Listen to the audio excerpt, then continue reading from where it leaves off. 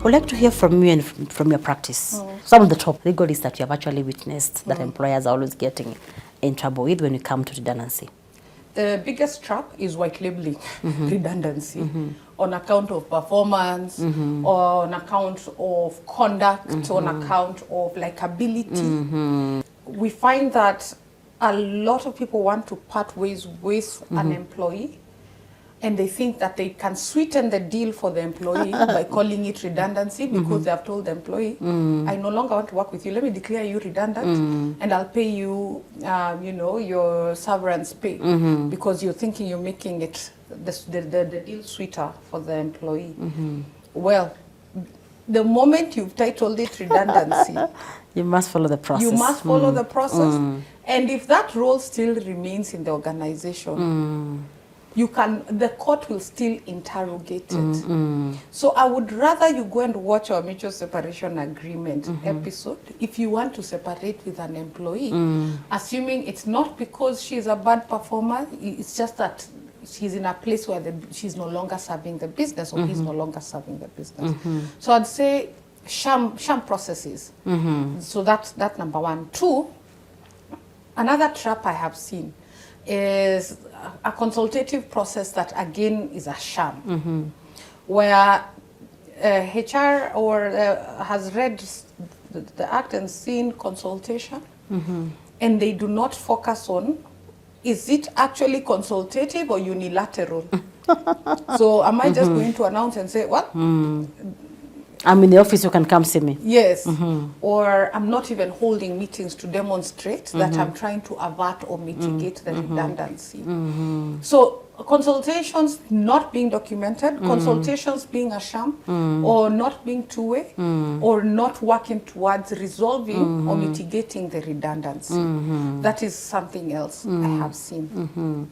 And then also, another thing that I've seen is re-advertisements of roles, where employers or organizations change the job title.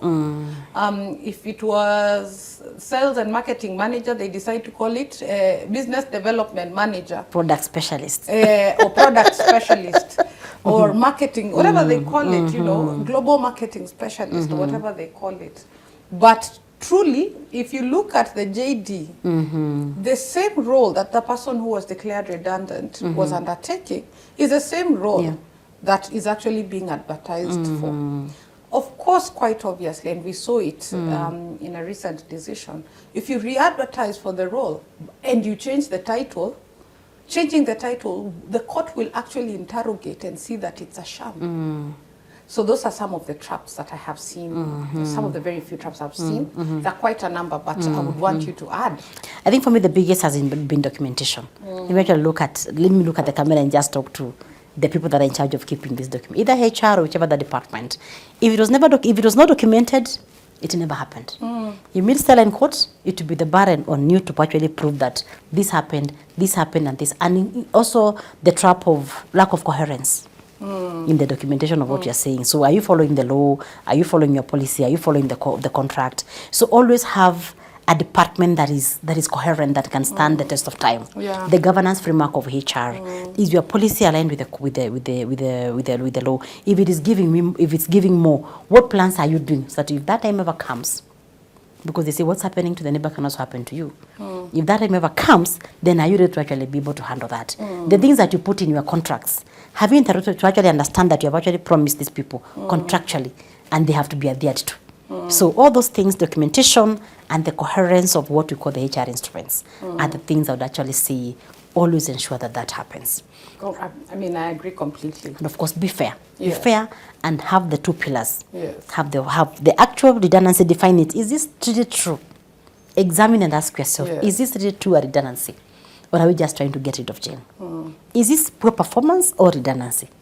Is a difficult employee or redundancy? If you are sure it's a redundancy, then you have one side substantive reason, you can proceed. Then ask yourself on the other pillar, have we followed the procedure? What does the procedure say? Tick, tick, tick, tick. Could you be missing anything?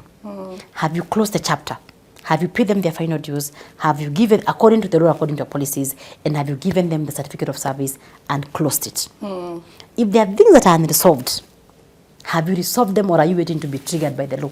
by the courts, by a demand letter for you to actually be able to solve what you should have solved proactively. Exactly. Yeah. It is actually more cost effective to hire an expert in redundancy than to learn the lesson In court. in court. Yeah, compliance It is cheaper than exactly. litigation, yes. Compliance is cheaper than litigation. When in doubt, consult. I would say that. When you're even in doubt in terms of the criteria, consult. We understand that, yes, you may be the CEO, you may be good with your business, yes, you may be HR, and you may be good with the business, but the law is evolving. Exactly. So if the law is evolving, even if you know the law as it was, do you know the law as is?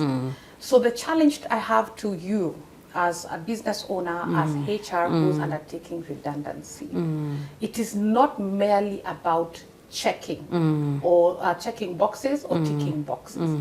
It is about fairness, good faith, substantive reason, and ensuring that process is followed. Maybe I should add one more thing. Oh. But the seeking for help doesn't mean you don't know. If you reach out to go and ask, Yes. have you complied? Because I've seen where we comply with everything apart from one. Yeah. You have done everything within the law apart from one thing that someone else with an outsider would have actually picked. Yeah, so just to add to what you're saying, seeking for that help does not mean that you're not good at your job. It just saves you trouble in future. So you could be very knowledgeable in the process, in the labor laws and everything, but the process is very delicate, and I would say it doesn't matter how many years you have done HR.